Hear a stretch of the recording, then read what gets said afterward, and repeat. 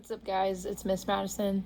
You know what time it is. It's time for some positive action. Today, I'm sure we've talked about this topic before, but we're going to talk about fairness, treating things right, how we treat people, and what we can do to make things a whole lot easier on everybody else. So first, let's talk about what it means to be fair. To be fair means to treat all things, materials, or people with equal care. So that doesn't mean just necessarily like your things, like your toys, your books, your clothes. It means people too. So with equal care, you want to treat people equally. So if you have a friend that's shorter than the others who can't reach things, you want to be sure to help them out. Or you want to be sure to make sure they can reach things, or make sure that the game that you're playing with them or anything that you're doing with their activity has an equal amount of fairness to them. So you're making technically an accommodation. Or the easiest one that we can come up with as an example would be how you treat your phone versus how you treat your shoes. So when you get home from school, kick your shoes off, throw them all over the floor, leave them in the middle of the floor, whatever. But you're not going to come home and do that to your phone. You're not going to take your phone and throw it on the floor or throw it in a chair. You're going to keep your phone safe. You don't want it to break. You don't want it to fall on the floor and potentially break your screen. So you should do that with your shoes as well. Whenever you walk in the house, kindly take your shoes off, put them in a place where you can find them to where nobody's going to trip over them. They're not going to get broken, damaged, lost, whatever. Because you would really hate for that to happen to your phone, tablet, computer, whatever it is that you have that you take most pride, joy, and care of. Let's go back to this question again. How can we be fair to others?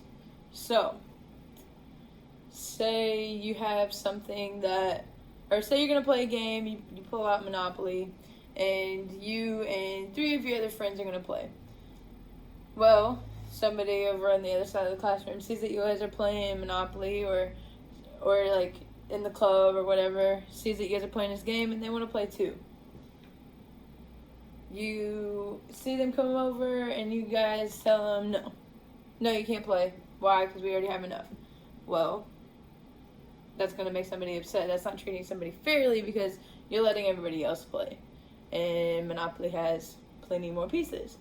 So we have to make accommodations again and try and let everybody play that game together fairly.